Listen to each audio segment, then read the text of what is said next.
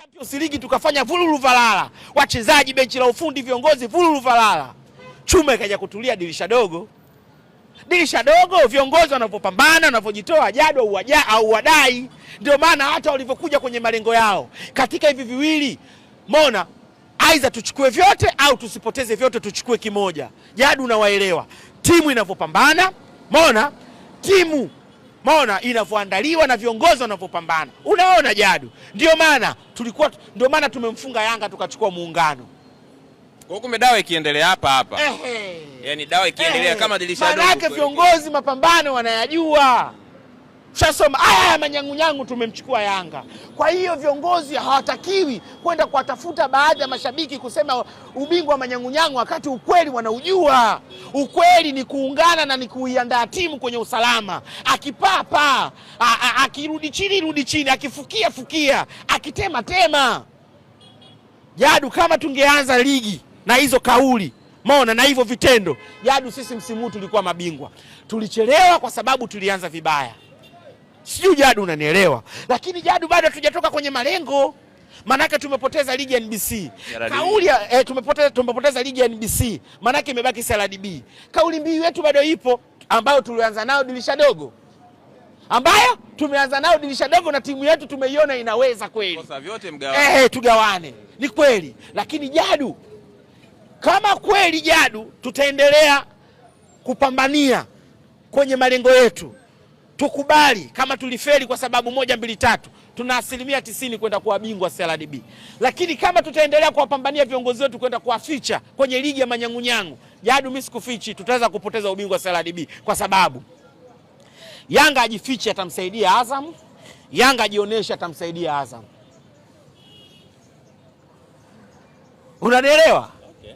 Yanga ajifiche atamsaidia Azam, Yanga ajionyeshe atamsaidia Azam. Angeongea asingeongea, lakini lazima angemsaidia Azam kwa akili, kimwili na kivitendo zaidi. Angemsaidia Azam. Bora katuonesha. Sasa Jadu kashatuonesha. Na sisi tunajua ajifiche sijifiche lazima msaidie. Shida ipo wapi Jadu? Maana yake kujipanga zaidi ya kujipanga. Lakini Jadu, kama tutaendelea kuwatetea viongozi wetu, tunaweza kupoteza fainali tukasema hivi Yanga alimsaidia zaidi Azam, tukawatetea viongozi wetu.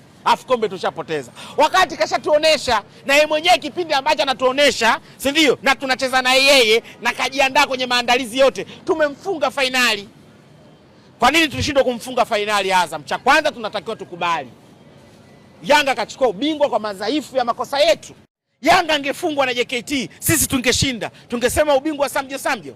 Tungesema tumeshiriki ligi ya Samjo. Kwa nini ligi ya Samjo sisi baada ya kukosa kombe? Mimi nahitaji hivi kama ligi ya Samjo. Kama Miraji mara moja naelewa Samjo, maana yake viongozi wanaelewa zaidi ya Miraji mara moja. Uongo kweli? Si ndio Jadu? Sasa kwa nini viongozi hawatoki mbele? Yanga mambo mangapi viongozi wao wanatoka mbele? Matukio mangapi ya mpira sio ya mpira viongozi wao wanatoka mbele? Jana tumeliona tukio tena la Jumba la Dhahabu.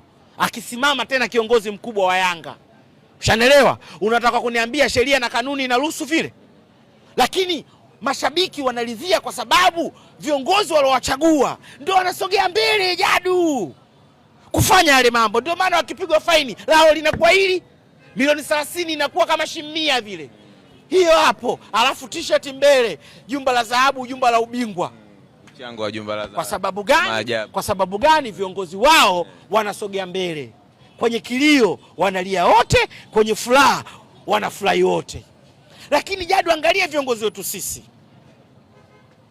Mimi Jadu, ukiniambia Simba na Yanga nani kapata faida na marefa, si ndio?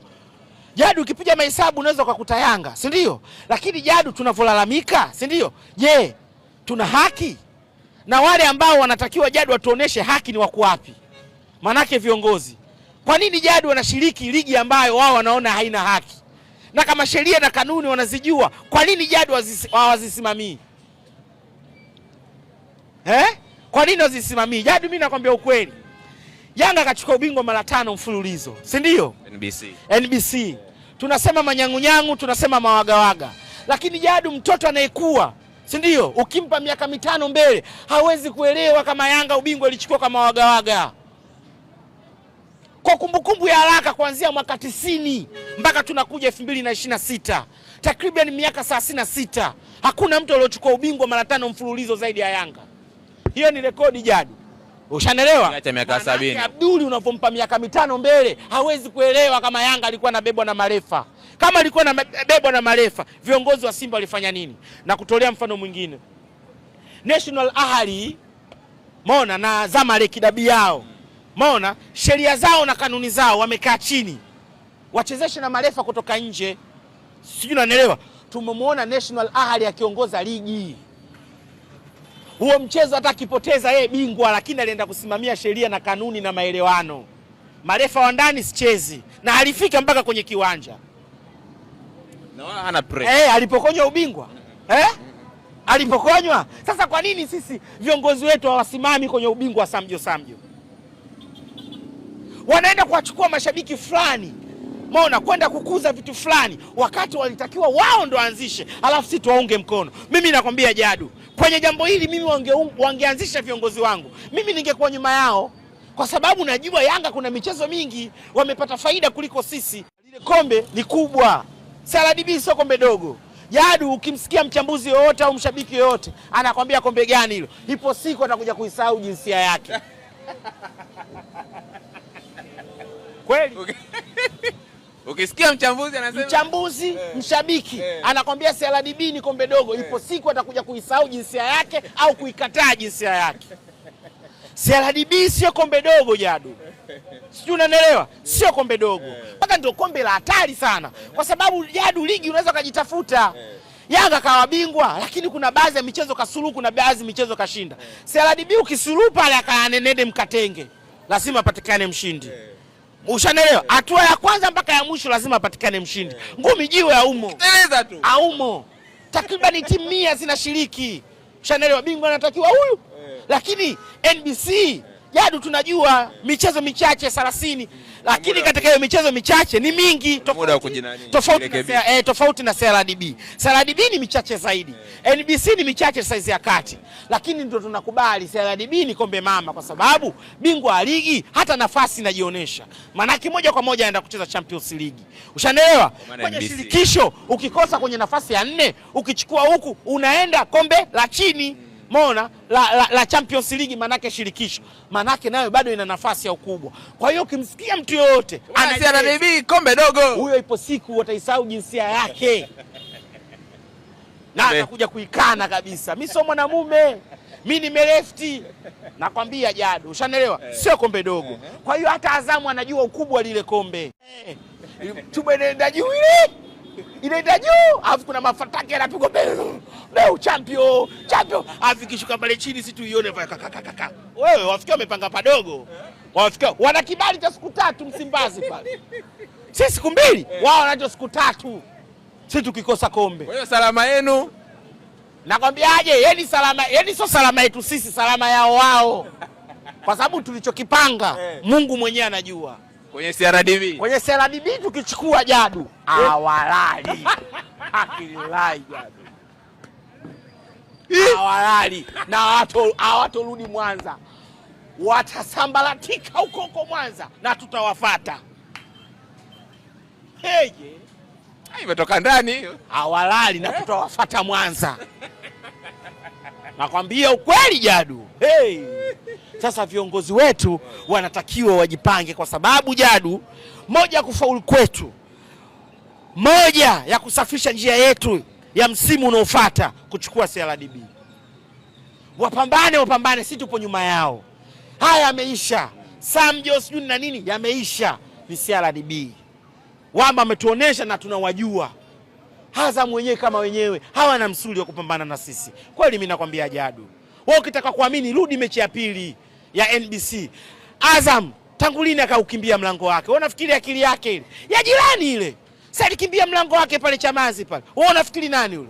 Jirani. Kwa hiyo manake Azam anamsikiliza sana jirani, akiwa kwenye utawala wake na nje ya utawala wake, kiongozi wake jirani, na jirani kashatuonesha nini dhumuni lake. Ndio maana kaenda Mwanza lile bonye, wala hawapo Mwanza. Waandamizi kitambo wapo Pemba, kwenda kuharibu tu kakasi. Inshallah kwa uwezo wa Mwenyezi Mungu Jadu, Mwenyezi Mungu atufanye wepesi inshallah. Jadu tunachukua CRDB. Mara moja wingangu Buba Jamel. Jana mwanangu kafurahi sana Buba Jamel. Kapiga sana mapicha Buba Jamel. Buba mwanangu. Msimu ujao ubaki baba. Najua haiwezekani ila nakuombea dua mwanangu. Haiwezekani vipi? Piga mausongo. Wewe unajua wale. Unasikia.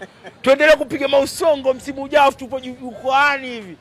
Yule Zizikimo anacheza vibaya yule. Wadogo.